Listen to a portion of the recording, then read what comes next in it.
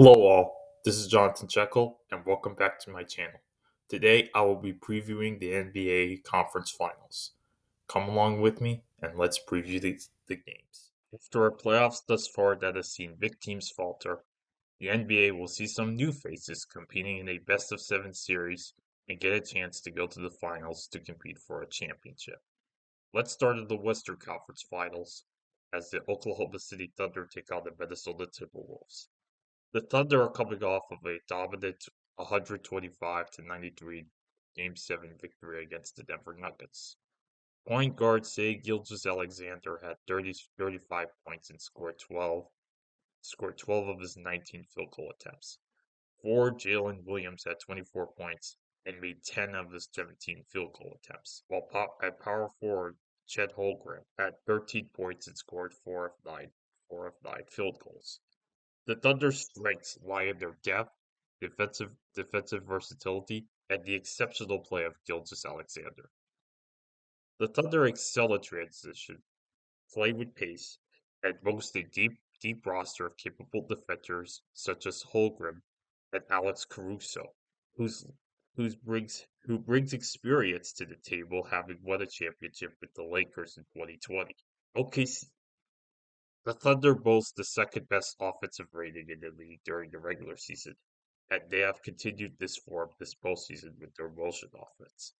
SGA has played at an MVP-type level this playoffs, and he and OKC must continue this momentum going into the series. The Thunder's offense can sometimes be stagnated if he is contained or off his game. Despite this, and OKC struggles with rebounding, especially during the regular season. They ranked near the bottom of the league in both offensive and defensive rebounding. This could be exploited by Timberwolves, which includes center Rudy Gobert. While Holmgren provides rim protection, if he faces foul trouble, the Thunder could be vulnerable inside against bigger and more physical teams. Minnesota, on the other hand, is coming off a comprehensive 4-1 series win over the Golden State Warriors. The team Minnesota was led by shooting guard Anthony Edwards, who averaged 26.2 points per game, 7.6 rebounds, and 5.6 assists. Edwards' best game in the series clincher in Game 5 included having 22 points and having 12 assists in the series clincher. Power forward Julius Randle had 29 points in Game 5 and was a consistent force with his size and presence up front and defensively. Gobert was also a major factor for the Wolves, with his around-the-rim protection was a major factor which provided stability and rebounding prowess for Minnesota. The Timberwolves are a big physical team with the likes of Gobert and Naz Reid, who could provide the T-Wolves with a great advantage on the defensive side of the ball and in the paint. It should be noted that Warriors star point guard Steph Curry was injured in Game 1 with a left hamstring strain. Edwards has emerged as a dynamic scorer and playmaker capable of taking over games. His athleticism, scoring ability, and improving playmaking make him a consistent threat. Minnesota has demonstrated the ability to win on the road, which is a critical attribute of playoff success, and they can mitigate the impact of home-court advantage their, for their opponents. While capable of high-scoring games, their offense can sometimes be stagnated or over-reliant on Anthony Edwards to create.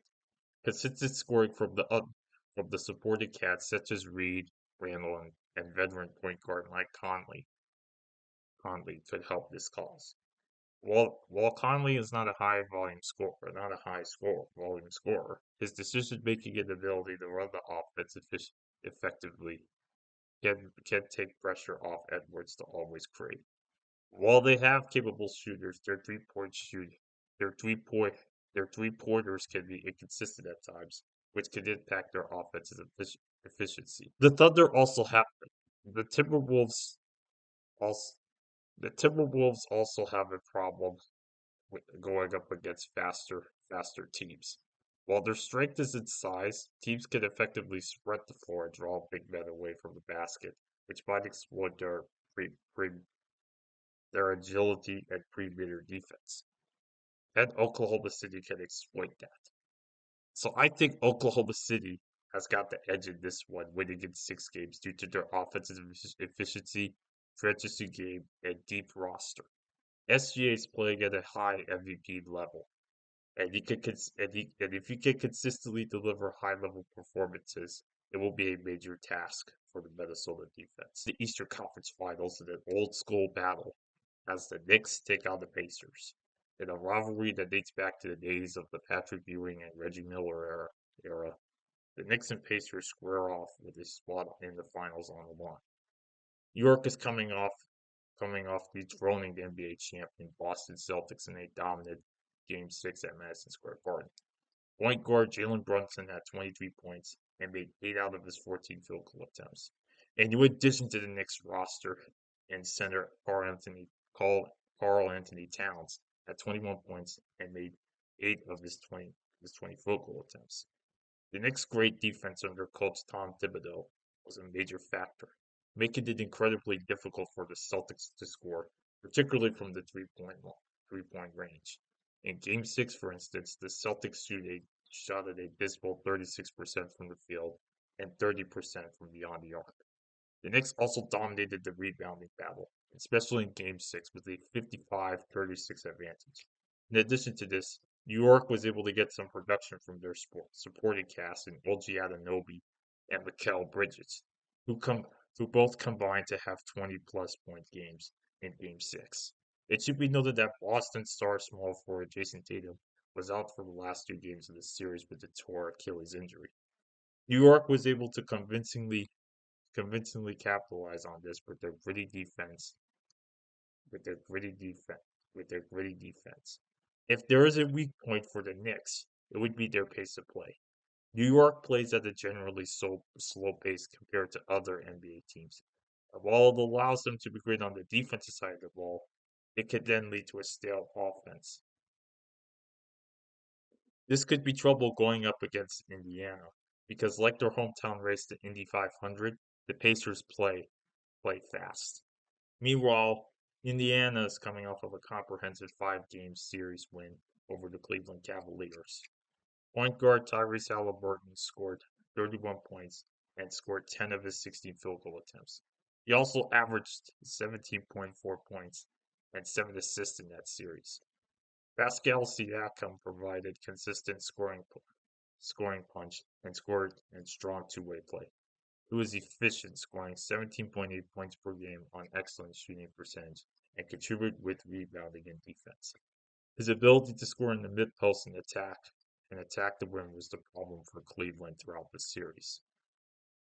In addition, the supporting cast was able to contribute to Indiana with the likes of center Miles Turner, who averaged 16.2 points per game and 7.2 rebounds per game. Aaron Naismith and power forward Obi Toppin were also able to step up for the plate for the pace for Indiana. However, if there is a weak point for the Pacers, it would be the lack of a backup big man depth to cover centers such as Anthony Towns, who has been a problem for Indiana in recent matchups. I think the Pacers edge out the Knicks here in 5 games. Their fast pace, along with their stifling defense that caused trouble for the top seeded Cavaliers in the previous series, will be a factor for this one.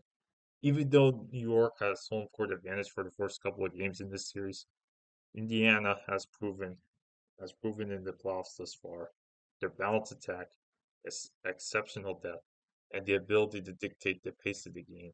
It gives them a real path to victory against the Knicks.